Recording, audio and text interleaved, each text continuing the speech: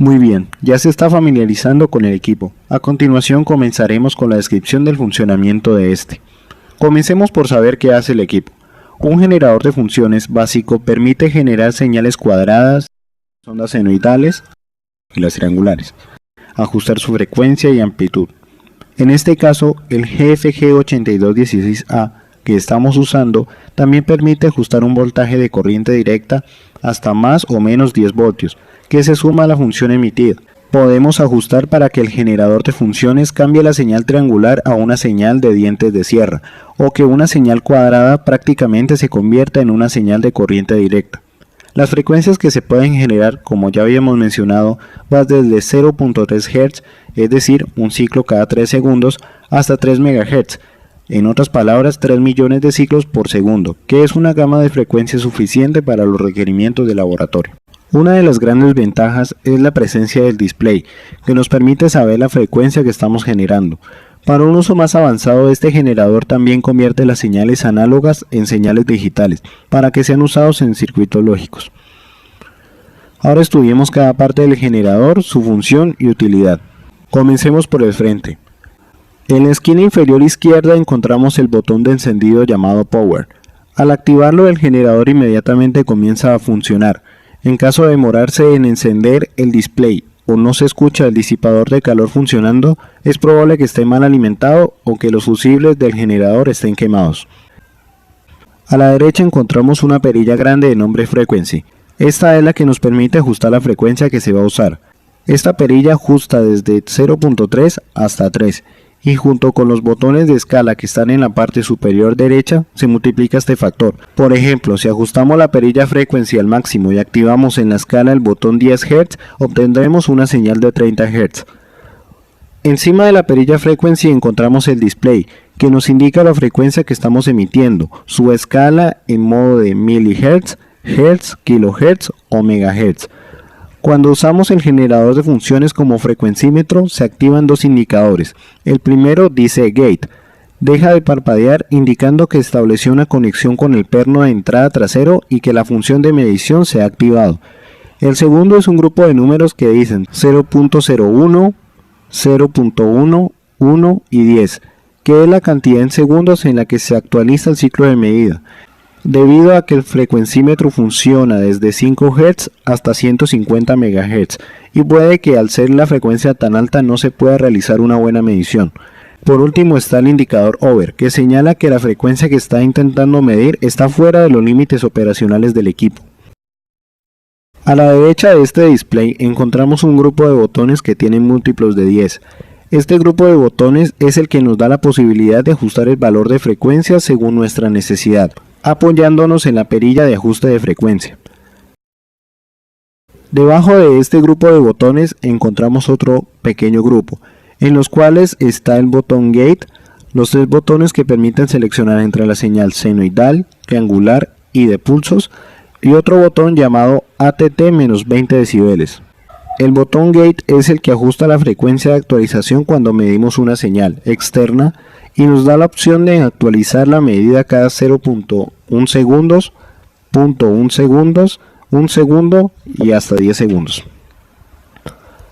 Al lado están los tres tipos de señal: senoidal, que es la más usada en las aplicaciones de corriente alterna, incluso la electricidad domiciliaria; la triangular, que es la función que matemáticamente obedece a una expresión cuadrática que varía de signo con el tiempo; y la de pulsos, que es la función la cual en un punto la polaridad es positiva y de corriente directa e inmediatamente cambia de polaridad manteniendo corriente directa.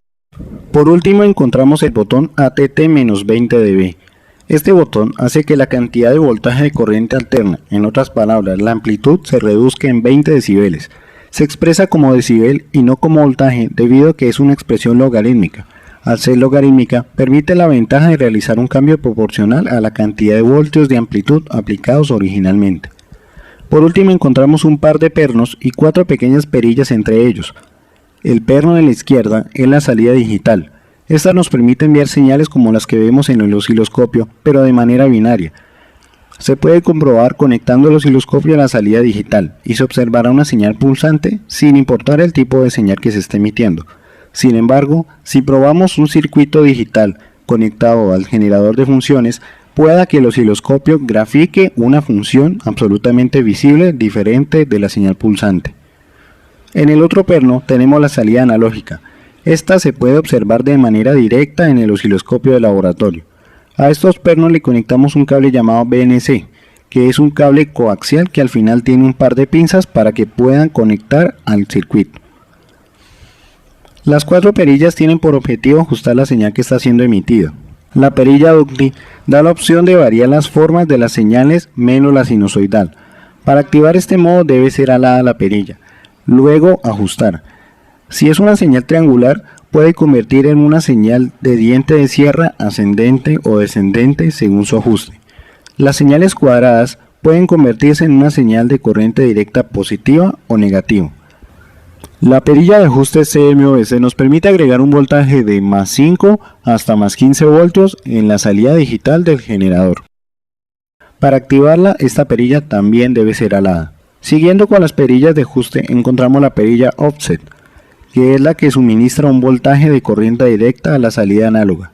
Gráficamente se puede observar cuando la señal que se está emitiendo no está centrada en el punto Y igual a 0. Al igual que las otras, también debe ser alada para su activación. Por último tenemos la perilla AMPL, que es la que determina la amplitud de voltaje en conjunto con el botón ATT-20 dB. Cuando hablamos esta perilla, también se reduce la señal en 20 decibeles, es decir, que si hablamos la perilla y activamos el botón ATT-20 dB, haremos que la señal pierda una amplitud de 40 decibeles.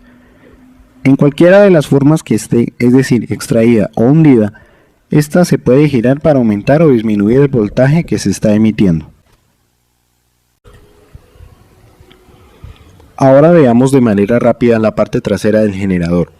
Hay una entrada grande donde se conecta un cable de corriente alterna domiciliario para alimentar el dispositivo. Sobre este hay un interruptor para seleccionar el voltaje que se recibe de la tomacorriente. Para Colombia sería de 115 voltios. Hay 3 orificios que no deben ser bloqueados, pues ahí está el disipador de calor y es el que evita las sobrecargas térmicas del generador de funciones. Hay otro interruptor más grande y de color negro que está al lado izquierdo de los orificios del disipador, llamado counter. Este interruptor es el que activa el generador de funciones interno o activa el modo de medición de frecuencias. Cuando se desea utilizar el generador de funciones como fuente de corriente alterna, debe colocarse en modo INT. Si se conecta una fuente de señal externo y se quiere medir, se debe colocar en la posición EXT. Los 2 pernos que están atrás son los que se usan para el frecuencímetro. Si se desea netamente medir, se puede conectar la señal que está siendo emitida en el perno llamado Input Counter. Es importante recordar que el voltaje máximo que se debe llevar es de 150 voltios de corriente alterna. Si se quiere agregar un voltaje a la señal que se está recibiendo en el puerto Input Counter, ya sea porque la señal que se está recibiendo es muy débil o porque se quiere optimizar, se puede conectar en el perno BSF un voltaje de corriente directa no mayor a 15 voltios. Esta señal mejorada se emite a través de la salida análoga del generador de funciones. Con esto terminamos la identificación de las partes del generador de funciones y el objetivo que cumple.